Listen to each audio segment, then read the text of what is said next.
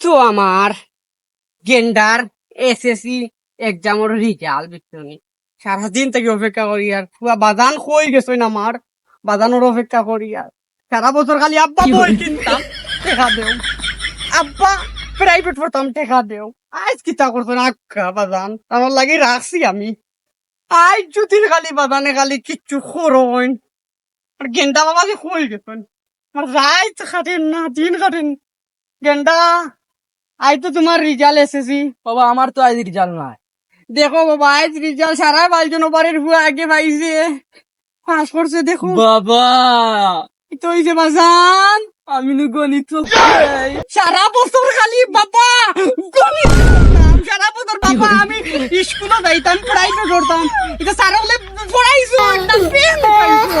আমি স্যারের লগে দেখা করবো আর তোমার গেলে আমি বুঝলাম